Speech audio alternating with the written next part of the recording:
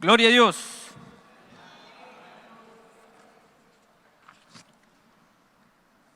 Qué bueno volver, ¿verdad? Un gusto, de verdad. ¿Cómo estamos, mis amados? Bendecidos y en victoria. Bien. Me alegro, de verdad, un privilegio siempre poder estar aquí. Y bueno, el estudio anterior, ¿verdad? No tuve la oportunidad, pero tengo entendido que culminamos, ¿no es cierto?, con la mansedumbre, ¿verdad? ¿Sí o no? No pude estar, pero sé que estuvieron bien atendidos, ¿cierto? En buenas manos, con el doctor especialista, ¿verdad? En todas las artes y las ciencias. Bueno. Y hoy ya comenzamos con la última cualidad del fruto del Espíritu Santo. ¿Quién creyera, eh? Iniciamos con el amor y ya estamos terminando. Amor, gozo, paz, paciencia, benignidad, bondad, fe, mansedumbre. Y la última, la templanza. Y me da un poco de nostalgia, ¿no? ¿Verdad? Ya. Sin embargo, aunque el estudio lo culminemos en 2, 3 semanas más adelante, la obra del Espíritu Santo continúa en nosotros, desarrollando su fruto y formando en nosotros el carácter de Cristo, cada vez más y más semejantes a Él. Amén. Dios es fiel, ¿verdad? Como lo cantábamos, y Él puede. Bien, mis amados, antes de iniciar este estudio sobre la templanza, vamos a entregar este tiempo en las manos de Dios. Padre Santo, gracias, Señor, te damos una vez más por este tiempo. Gracias, Espíritu Santo, por estar aquí con nosotros una vez más, una noche más, un miércoles más, Señor, de tu presencia, de tu gloria, de tu obra, Señor, en nosotros. Háblanos, enséñanos, Espíritu Santo, este es tu fruto, esta es tu materia, esta es tu doctrina, esta es tu palabra. ¿Y quién mejor que tú, Señor, para enseñarnos lo que quieres que aprendamos en esta noche? Espíritu Santo, te damos todo el control de este tiempo y una vez más te rogamos, Señor, que sean tus pensamientos en mi mente y tus palabras en mi boca para hablar solamente aquello que tú quieres que yo diga. Y como siempre, Señor, toda la gloria, el imperio, la alabanza y el honor sea solamente para ti. En el nombre de Jesús, amén y amén. Bien. La prueba de la templanza es como se llama esta sección.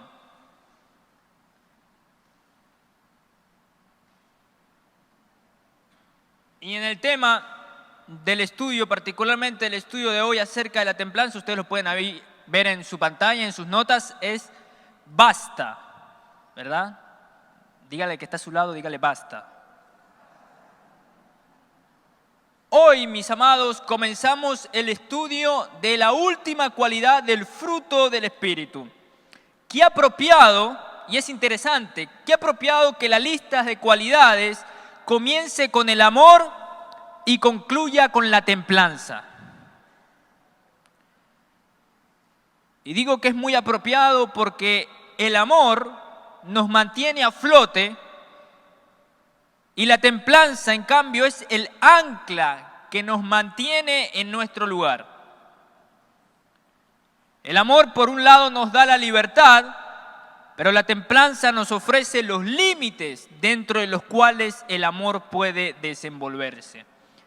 Y es interesante, ¿no?, que el fruto del Espíritu inicie precisamente con el amor y termine con la templanza. Y no es casualidad, creo que es parte de la obra de Dios. Porque el amor lo es todo, ¿verdad? El amor de Dios, el amor verdadero. Cristo muere en la cruz y nos muestra la pureza, la esencia del verdadero amor. Dios es amor. Y en el amor tenemos la libertad, ¿verdad? Fuimos librados del pecado por el amor de Cristo Jesús. Entonces, hemos sido liberados de la esclavitud por el amor y el fruto del Espíritu inicia por ahí, por el amor. Entonces, tenemos libertad en el amor, libertad para el gozo, para la paz, para la paciencia, para la benignidad, para la bondad, para caminar en fe, para actuar con mansedumbre. Y luego tenemos la templanza, el dominio propio. Entonces, por un lado, el amor nos muestra la libertad que tenemos en Dios para disfrutar de esta vida. Y por otro lado, la templanza, el dominio propio, nos muestra los límites, ¿verdad? El ancla que nos permite disfrutar de esa libertad para que no terminemos siendo esclavos nuevamente del pecado. ¿Se entiende, no, mis amados? La palabra griega que se traduce como templanza es ekrateia, que significa continencia, dominio propio, temperancia. En otras palabras, mis amados, templanza, ekrateia, significa moderar los apetitos y pasiones. Moderar los apetitos y pasiones.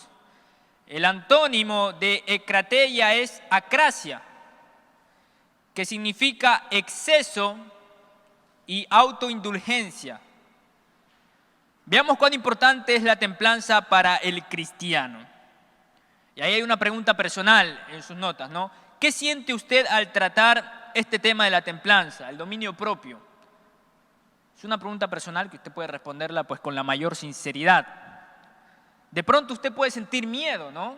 Al considerar la templanza, de pronto no quiere pensar en el tema, tiene miedo, quizás le trae malos recuerdos. O de pronto usted siente entusiasmo y dice, bueno, quiero aprender más sobre cómo vivir una vida con dominio propio, con templanza, para no volver a ser esclavos del pecado o de esa práctica que sé que está mal, pero no puedo tener dominio propio. Entonces usted tiene entusiasmo, desea aprender cómo tener dominio propio. O de pronto siente confusión, quizás usted pensaba que debíamos ser dominados por el Espíritu Santo, ¿verdad? Y usted decía, no, pero es el Espíritu Santo y el dominio propio es obra del Espíritu Santo, entonces es Él quien tiene que dominarnos. No, yo no tengo que poner de mi parte.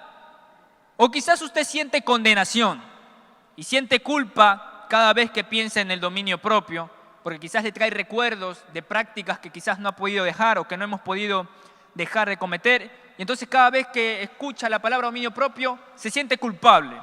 O quizás usted siente otra emoción, otro sentimiento a la hora de hablar de esta temática, ¿no? Entonces, ¿qué es lo que usted siente? Miedo, entusiasmo, de pronto culpa, confusión, sea cual sea, pues ahí usted señala. Y es importante esto, ¿por qué? Porque quizás, mis amados, su sentir respecto a este tema no sea el único. No sea el único que se sienta de pronto con miedo, o no sea el único que se sienta de pronto condenado, o confuso, o con culpa, o entusiasmado. Quizás no sea el único. Quizás sienta exactamente lo mismo que la persona que vamos a considerar a continuación en Hechos, capítulo 24, verso 22 al 27.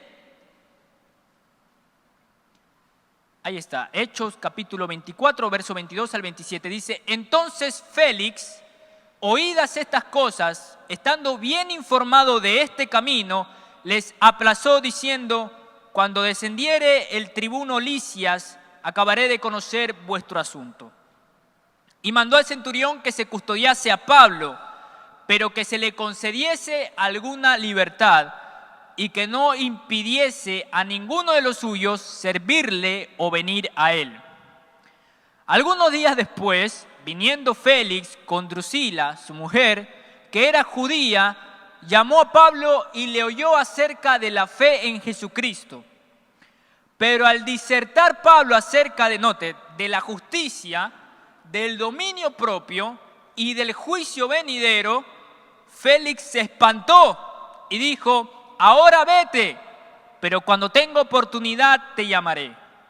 Esperaba también con esto que Pablo le diera dinero para que le soltase, por lo cual muchas veces lo hacía venir y hablaba con él.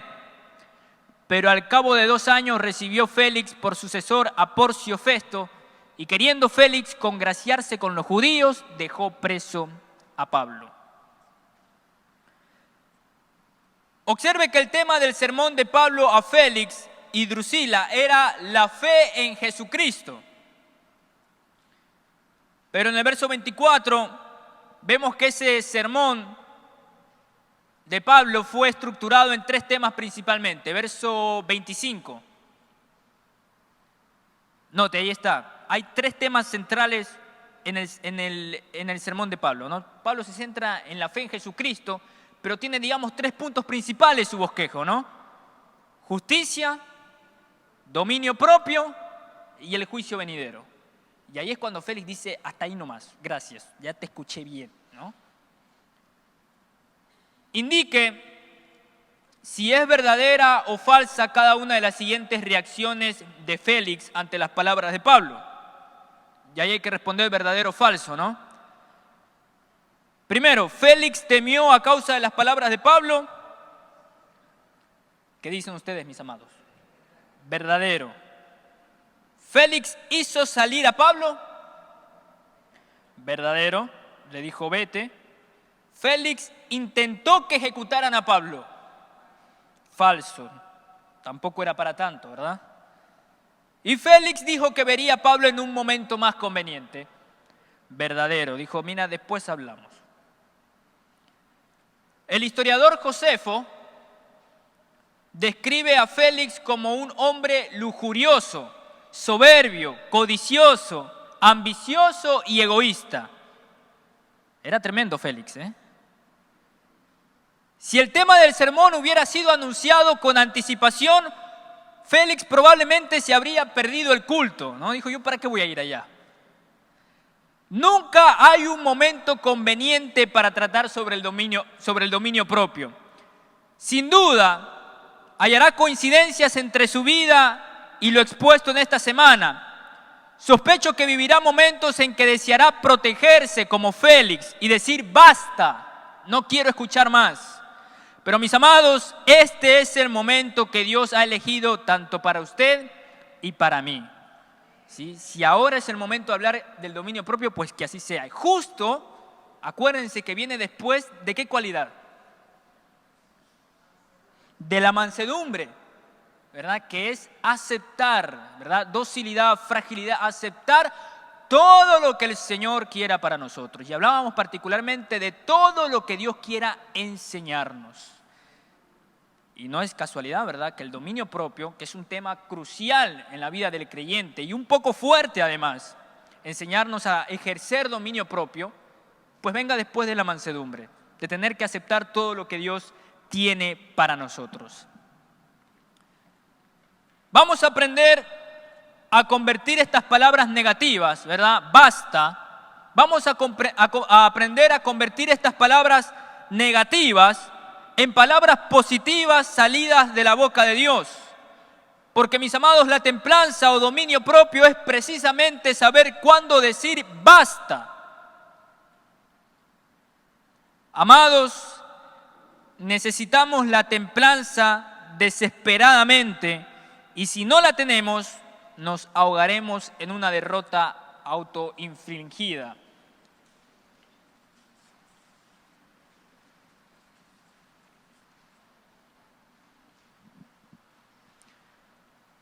Pregunta: ¿cuál de las siguientes afirmaciones presenta más claramente la clave de la templanza que encontramos en 1 Corintios 6:12? 1 Corintios capítulo 6, verso 12, note: todas las cosas me son lícitas, mas no todas convienen. Todas las cosas me son lícitas, mas yo no me dejaré dominar de ninguna. Y en esto se centra. En esta última frase nos vamos a centrar para ejercer dominio propio en nuestras vidas, ¿no? Todas las cosas me son lícitas, pero yo no me dejaré dominar de ninguna. ¿Cuál de las siguientes afirmaciones presenta más claramente la clave de la templanza que encontramos en 1 Corintios 6:12? Y ustedes tienen 3 opciones. Elegiré ser libre en Cristo antes que ser capturado por mis deseos. Tengo libertad en Cristo, por lo que no tengo que vivir obedeciendo reglas, o dado que soy libre en Cristo, puedo hacer lo que quiero. La primera, ¿verdad?, es la respuesta correcta. Ni se le ocurra poner la segunda ni la tercera, ¿verdad? Porque elegiré ser libre en Cristo antes que ser capturado por mis deseos. La palabra griega que se traduce como dominar es exousiazo. Significa ser regido por o estar bajo el poder de, o ser esclavo de. Exousiazo, dominar, ser esclavo de. Deriva de exousia, que significa autoridad, derecho y poder. La clave de la templanza es negarnos a permitir que nuestros enemigos, y aquí consideramos por lo menos 3 enemigos principales: la carne, el mundo y Satanás.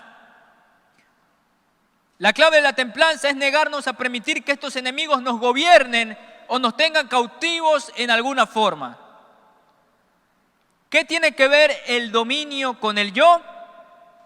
Cristo nos ha dado la victoria sobre nuestra carne. Parece que no todos lo creen, ¿verdad? Dije que Cristo nos ha dado la victoria sobre nuestra carne, sobre nuestro mundo y sobre nuestro acusador. Solo el yo puede devolver la autoridad a uno de estos 3 enemigos. Ellos no pueden reclamar ninguna autoridad sobre un creyente si no son invitados a hacerlo. El yo toma las decisiones sobre el control, pero el yo que es lleno del Espíritu Santo tiene el poder de decir sí y no. La templanza es un asunto de dominio, de autoridad y de límites. Y aquí quiero explicar un poquito mejor este punto, ¿verdad? Tenemos, según Pablo, ¿verdad? Pablo, hay una especie de diagrama que Pablo hace acerca de los creyentes, ¿verdad? Y empieza a hablar, por ejemplo, del creyente carnal y del creyente espiritual, ¿no? Y trata en diversas epístolas esta temática de la carne, de andar en la carne y de vivir en el espíritu, por ejemplo. Y es fascinante lo que plantea Pablo, ¿verdad? Inspirado obviamente por el Espíritu Santo. Entonces tenemos en la estructura del ser, ¿verdad? ¿Cuántos sabemos que el ser está conformado por 3 partes? Cuerpo, alma y espíritu, ¿no? Y no solamente es así bíblicamente, de hecho psicológicamente también es así. Los psicólogos reconocen al ser humano conformado por 3 partes. La parte física, ellos le llaman física, mental y espiritual. Sería cuerpo, mente y espíritu. Pero la palabra que ellos utilizan para mente es psique, ¿no? Y en griego, en la Biblia, psique es la palabra que se utiliza para traducir alma. Entonces básicamente hablan de lo mismo, ¿no? Cuerpo, alma y espíritu. Entonces, lo que Pablo plantea, tanto en 1 de Corintios, en Romanos, en Gálatas, también va a hablar un poco de eso. Lo que Pablo plantea es que en la estructura del ser, ¿no? Cuerpo, alma y espíritu, tenemos el alma, que es básicamente la esencia del ser, el yo, ¿verdad? El alma es lo que se salva o lo que se pierde. El espíritu regresa con el Señor, porque Dios entrega el espíritu al hombre. El espíritu es esa parte por lo cual el hombre puede tener relación con Dios, ¿sí? Cuando Dios crea al hombre, ¿verdad? Lo forma de la tierra, dice que sopló aliento de vida, ¿sí? Y ese aliento de vida, ese aliento, ese viento, ese soplo, ese neuma, ¿verdad? Viento, ese es el espíritu del ser humano. Que es esa parte que Dios depositó en el hombre para que pueda tener relación con Dios, porque Dios es espíritu y los que le adoran es necesario que le adoren en espíritu y en verdad.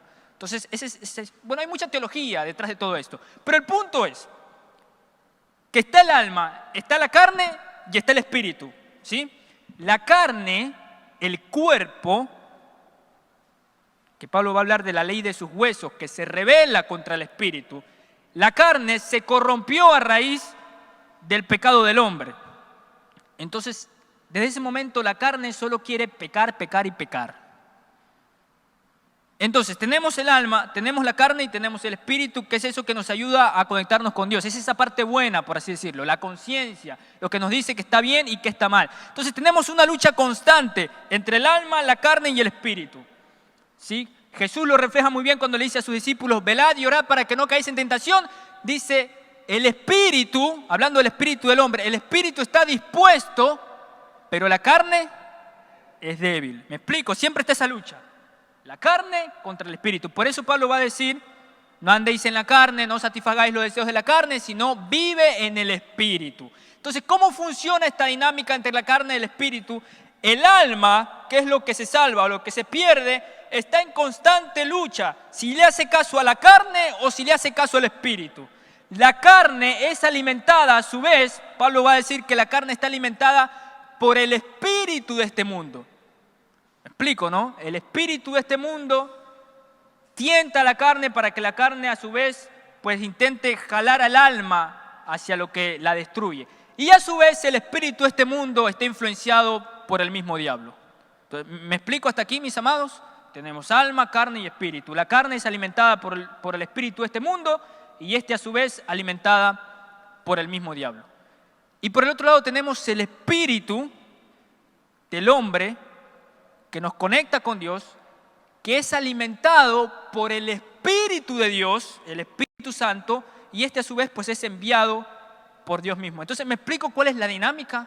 ¿Sí? No sé si me hago entender, ¿verdad? Entonces, el alma, carne y espíritu. La carne influenciada por el espíritu de este mundo, y a su vez influenciada por Satanás. El espíritu que se sustenta, se alimenta, se fortalece por el Espíritu de Dios, el Espíritu Santo, que es enviado por Dios Padre. Entonces, aquí es donde quiero entrar, ¿verdad? Tenemos el alma, y Jesucristo mismo dijo, el espíritu está dispuesto, pero la carne es débil. Y constantemente el alma quiere hacer lo que la carne dice, los deseos de la carne, los placeres. Entonces, para nosotros poder hacerle lucha, poder huir de los deseos de la carne, necesitamos vivir ¿en qué cosa? En el espíritu. Y para tener un espíritu, ¿verdad?, capaz de hacerle frente a los deseos de la carne, es necesario ser llenos ¿de quién? Del Espíritu Santo, que fortalece a mi espíritu para yo poder luchar contra todos esos deseos. Por eso es que el dominio propio sería imposible para una persona que no es llena del Espíritu Santo, porque es fruto del Espíritu Santo. Entonces es normal que una persona que no es llena del Espíritu Santo caiga una y otra y otra y otra vez, porque se le hace imposible luchar contra los deseos de la carne. Pero gracias a Cristo, por eso Pablo dice, miserable de mí, ¿quién me va a liberar de este cuerpo de muerte? Porque hago el mal que no quiero, pero el bien que quiero hacer, ese no lo hago. Hago el mal que no quiero, pero luego dice, gracias a Dios que envió a Cristo Jesús. Y ya no vivo bajo la ley del pecado, sino bajo la ley de Dios. Entonces, gracias a Cristo Jesús, que envió a su Espíritu Santo, si yo soy un creyente lleno del Espíritu Santo, entonces mi espíritu está fortalecido, por lo tanto, no voy a caer en los deseos de la carne. ¿Me explico, no? Así es como funciona el dominio propio. Es necesario, para poder tener dominio propio, para poder tener templanza, es necesario ser llenos del Espíritu Santo. Porque solo de Él puede venir la fortaleza para poder hacerle frente a los deseos de la carne y para poder salir victoriosos en todo de la misma manera en la que Cristo venció. Amén, mis amados. ¿Por qué necesitamos templanza? Proverbios capítulo 25, verso 28. ¿Por qué necesitamos el dominio propio? Bueno, aquí está la respuesta. Como ciudad derribada y sin muro es el hombre cuyo espíritu no tiene rienda, ¿no? ¿Han visto una ciudad derribada y sin muros? Bueno, así es la persona cuyo espíritu no tiene rienda, cuyo espíritu no tiene control. Sin templanza, mis amados, somos como una ciudad cuyos muros han sido derribados. Para comprender el significado de tan terrible problema, debemos recordar una característica crucial de la arquitectura antigua. Una ciudad era segura en medida que lo eran los muros que la rodeaban. Ahí tenemos, por ejemplo, Nínive, Babilonia también, ¿no? Los arqueólogos dicen que Nínive, los muros de Nínive, ¿verdad?, eran tan anchos que alcanzaban 3 filas de carros. Esas eran las dimensiones del muro de Nínive. Era tan ancho que alcanzaban 1, 2, 3 filas de carros. Así de ancho eran los muros de Nínive. Y los muros de Babilonia eran el doble de anchos.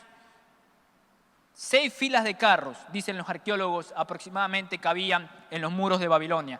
Por esto decían que eran ciudades impenetrables. Entonces la importancia de los muros en una ciudad, asimismo, según Proverbios, es la importancia de tener dominio propio en nuestras vidas. De lo contrario seríamos como ciudades desprotegidas, que cualquiera puede venir, destruir, arrasar y hacer con nosotros lo que quiera. La palabra que se traduce como muros en Proverbios capítulo 25, verso 28 es chouma. Significa muro de protección. Todo lo que tuviera valor debía ser protegido. Pregunta: ¿cuáles fueron las primeras estructuras que Salomón construyó después de ser coronado rey? Eso está en Primera de Reyes capítulo 3, verso 1. Las primeras estructuras que Salomón construyó, dice: Salomón hizo parentesco con Faraón, rey de Egipto, pues tomó la hija de Faraón y la trajo a la ciudad de David, entre tanto que acababa, note, de edificar su casa y la casa de Jehová y los muros de Jerusalén alrededor. 3 cosas edificó Salomón primero: su casa, la casa de Dios, que era el templo, ¿verdad?, y los muros de Jerusalén. Era la importancia que Salomón daba, las prioridades de construcción. Dios exigía muros, y esto es importante, Dios exigía muros en todo lugar que Él decidiera honrar con su presencia. Aún el tabernáculo en el desierto tenía una pared portátil de seguridad. Pregunta: ¿dónde habita hoy el Espíritu Santo?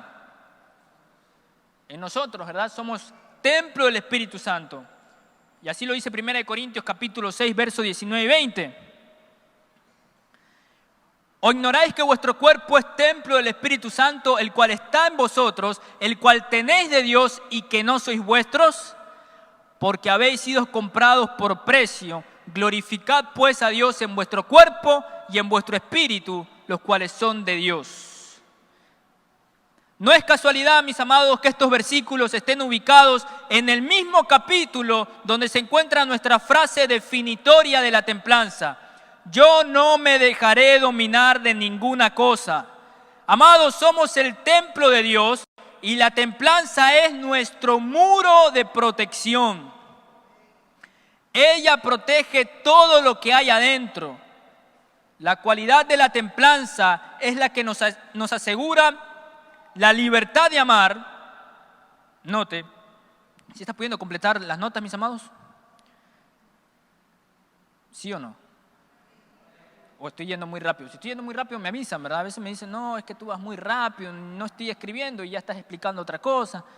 Digan nomás con confianza, ¿verdad? No me dicen nada, entonces asumo que voy bien. ¿Sí? ¿Seguros? Conste que les pregunté, ¿verdad? La próxima persona que me diga a mí que estoy yendo muy rápido, le voy a decir que yo les avisé. Somos el templo de Dios y la templanza es nuestro muro de protección. Ella protege todo lo que hay dentro. La cualidad de la templanza es la que nos asegura la libertad de amar, de experimentar gozo, de conocer la paz, de responder con paciencia, de tener una disposición benigna, de actuar con bondad, de dar pasos de fe y de aceptar con mansedumbre. ¿Cómo es esto? La templanza es la capacidad de tomar decisiones que invitan a la llenura del Espíritu Santo y fortalecen su autoridad. Por eso es importante la templanza y el dominio propio. Por eso es el ancla, ¿verdad?, que nos permiten disfrutar de la libertad de amar, del gozo, de la paz, de la paciencia. Todas estas cualidades del fruto del Espíritu, ¿verdad?, no serían posibles si no tuviésemos esa ancla que nos ayudan a permanecer en la voluntad de Dios, a permanecer en su palabra, a permanecer en la obra que el Espíritu Santo está haciendo en nosotros. Entonces, ¿cómo funciona esto? La templanza, el dominio propio, nos da la capacidad de decir sí y decir no. Sí a todo lo que me alimenta más de Dios. Sí a todo lo bueno, no a todo lo malo. Sí a todo lo que me acerca a Dios, no a todo lo que me aleja de Dios. Sí a lo que me edifica, no a lo que me destruye. Sí al camino de la vida, no al camino que me lleva a la destrucción. Para eso funciona la templanza, el dominio propio. Y es esa cualidad que me ayuda a invitar a todas aquellas cosas, todas aquellas actitudes que me llenan más del Espíritu Santo. Entonces tiene sentido. Porque si yo soy más y más lleno, cada vez más y más lleno del Espíritu Santo, entonces el fruto del Espíritu Santo se va desarrollando cada vez más y más y más.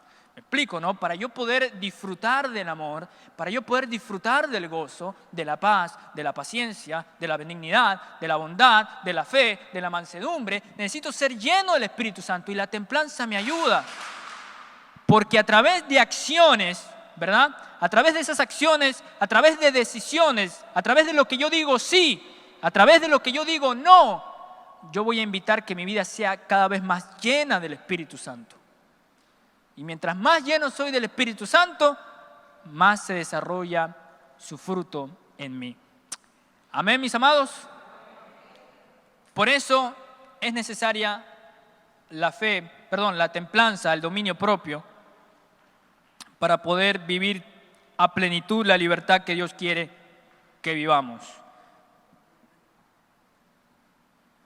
Ezequiel capítulo 38, verso 11, nos va a decir, por ejemplo,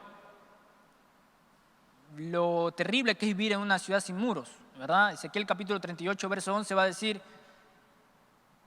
bueno, es un texto en la que Dios está hablando y dice, suban adelante, van a decir, ¿no? Suban adelante, vamos contra aquella ciudad sin muros, débil, y arrasémosla totalmente.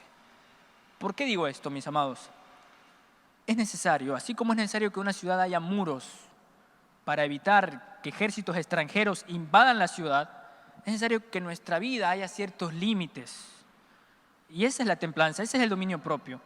Y lo digo ¿por qué, mis amados? Porque quizás muchas personas pueden decir, uy, chévere, gloria a Dios, el mensaje, uy, qué bueno el amor, disfrutar del amor de Dios, ay, qué bueno, qué chévere, qué lindo el amor de Dios, qué lindo el gozo, es maravilloso. La libertad que tengo ahora en Dios, la plenitud que puedo disfrutar de su gozo, aún en dificultades tengo gozo, gloria a Dios, aleluya. La paz, aún en circunstancias difíciles estoy confiado, Dios es mi roca. Y todo obra para bien para aquellos que aman al Señor. Gloria a Dios. Magnífica la libertad.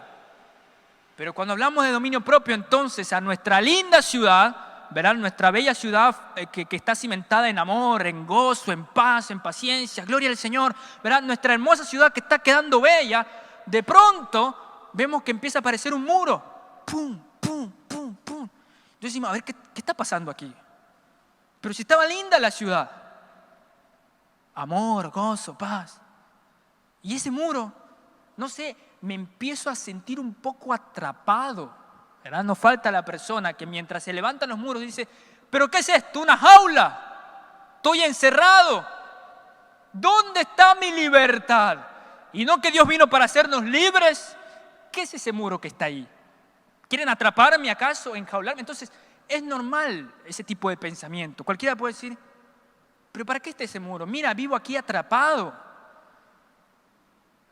Pero ahí hubo un sabio que dijo, no es que estás atrapado. Esos muros, al contrario, te defienden de cualquier ejército extranjero que quiera esclavizarte. Por lo tanto, los muros no son para enjaularte, sino para que tú disfrutes a pleno tu libertad. Porque si no estuviesen los muros, cualquiera te esclavizaría. Cualquiera entra, devasta todo y vuelves a ser esclavo. El dominio propio no es para esclavizarnos, sino para que podamos disfrutar de nuestra libertad, como es correcto. ¿Se entiende, no? Por eso es necesario. Entonces muchas veces pensamos, no, es que el dominio propio, y entonces estoy limitado, y no puedo hacer esto, y no puedo hacer aquello, y entonces ¿para qué Dios me liberó?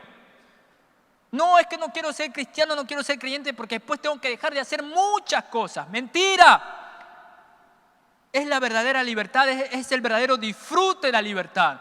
De lo contrario, seguiríamos siendo esclavos del pecado. Entonces, mis amados, el dominio propio, la templanza, no es una prisión, sino es aquello que nos ayuda a disfrutar de la libertad en Dios, para no volver a ser esclavos de prácticas que solo nos destruyen, de malos pensamientos, de pecados, del adulterio, del robo, de la mentira, para no volver a ser esclavos de todo aquello que solamente hace crecer un vacío en nosotros y nos termina llevando al camino de la destrucción. ¿Me explico, no? Entonces, son necesarios los muros, mis amados, no para encerrarnos, sino para disfrutar de la libertad en Dios. Y que el diablo, que la carne, que el mundo no pueda volver a hacernos esclavos de ellos. Amén, mis amados.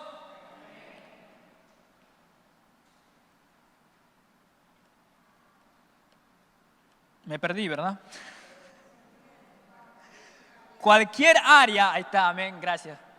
Cualquier área de nuestras vidas que esté fuera de control, sea grande o pequeña, es una invitación abierta al enemigo. Créame, él ha memorizado todos los puntos fuertes y todos los puntos débiles de nuestras vidas.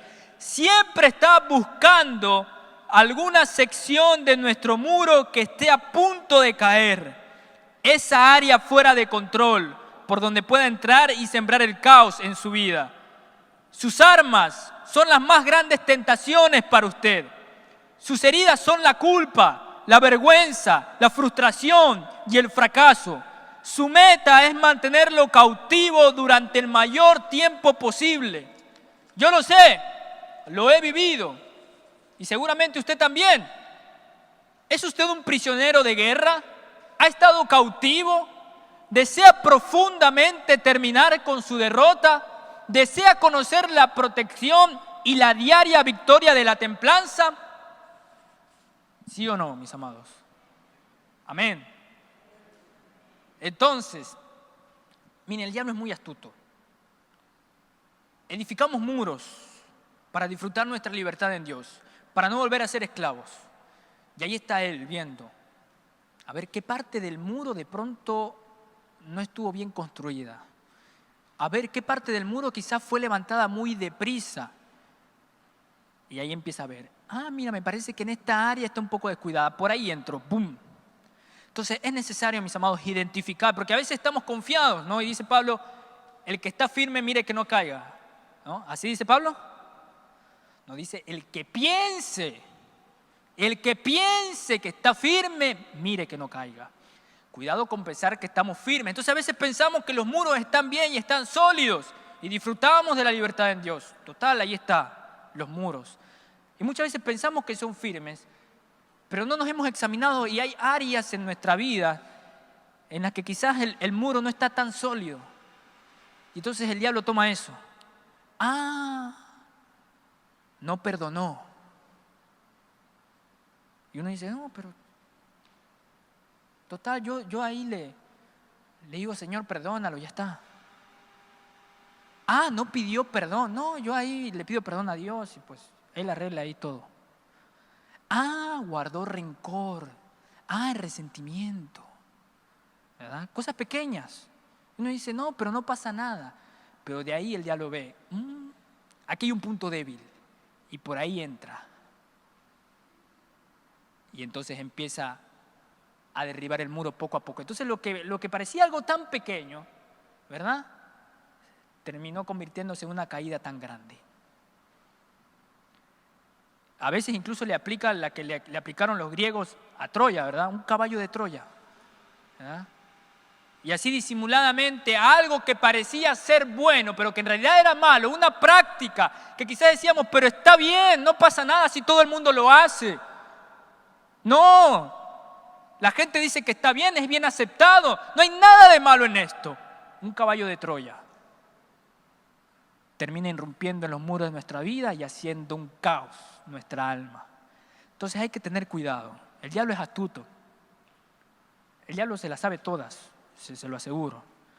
Entonces, para poder edificar muros sólidos, impenetrables, es necesario la ayuda de la persona más sabia del mundo, más poderosa del mundo, a que el diablo le tiene miedo y sale corriendo. Nuestro Dios.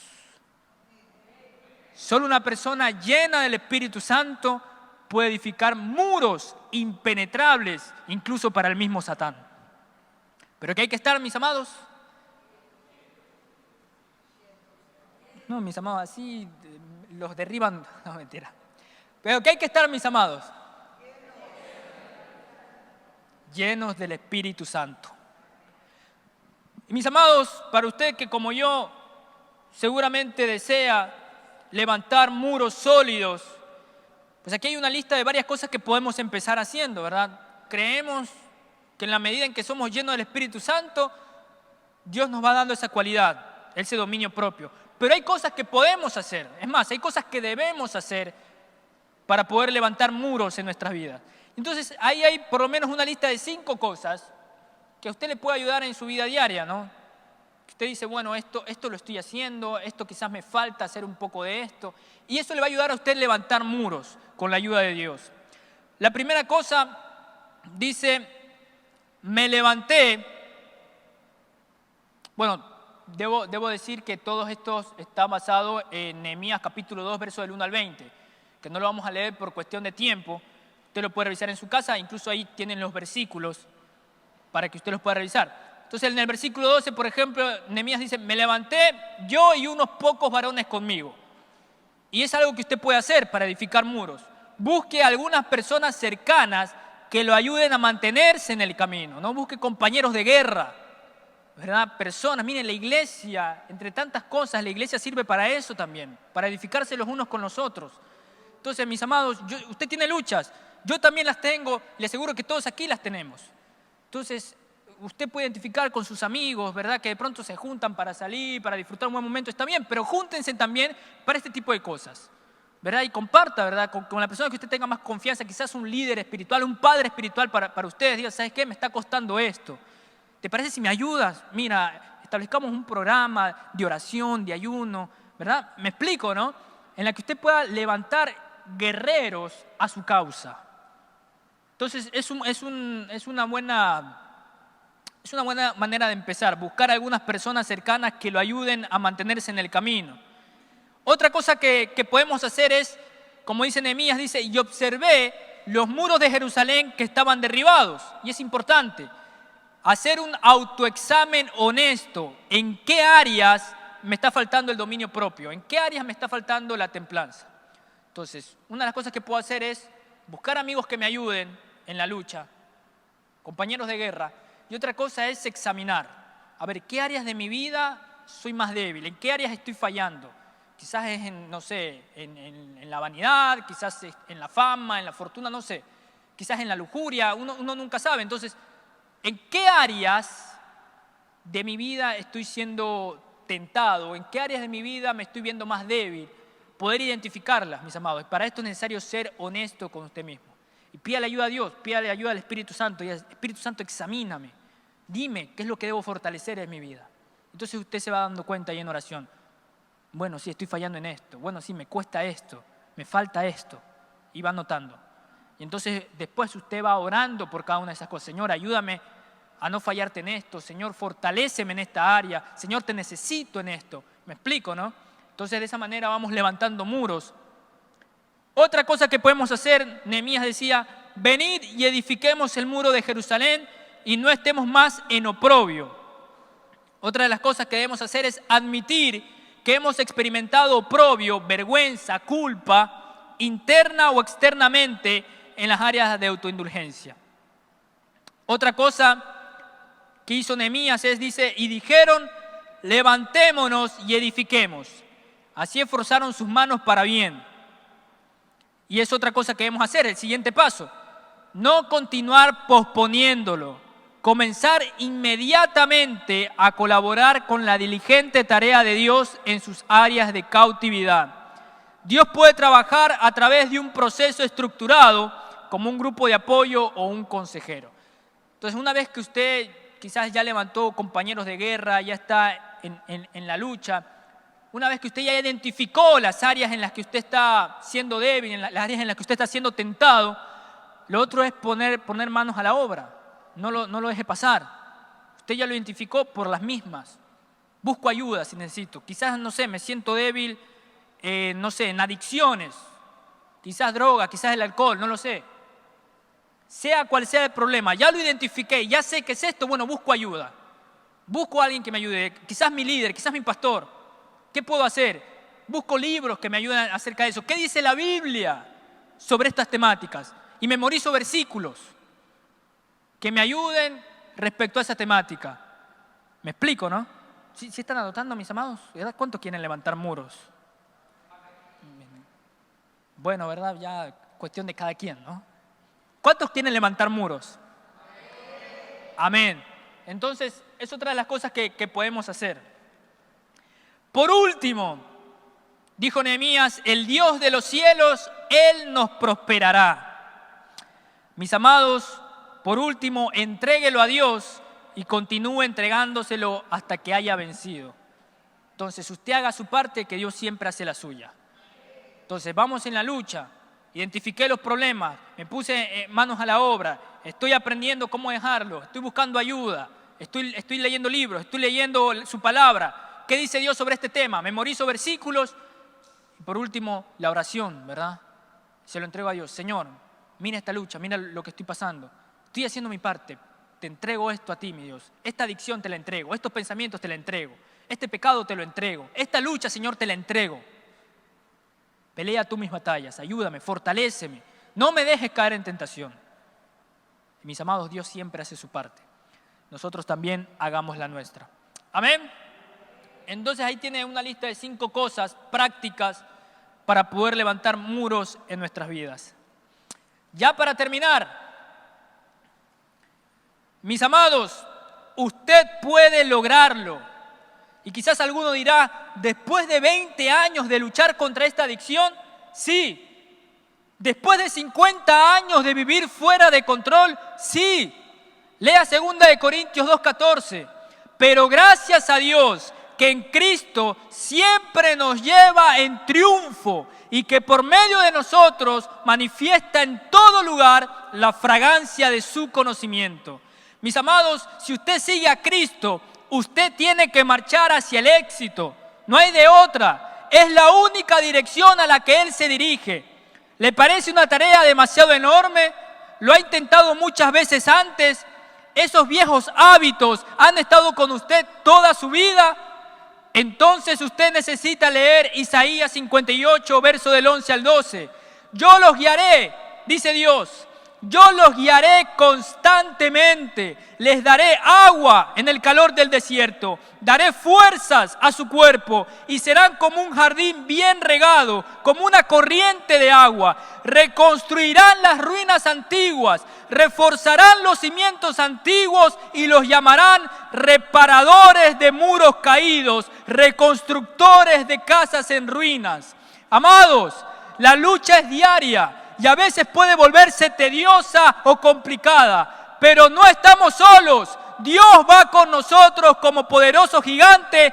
Él está obrando su fruto en nosotros todos los días a través del Espíritu Santo para vencer en todo, de la misma manera en la que Cristo venció. Por tanto, no desmayemos, edifiquemos nuestros muros y glorifiquemos en todo a Cristo Jesús. Amén y amén.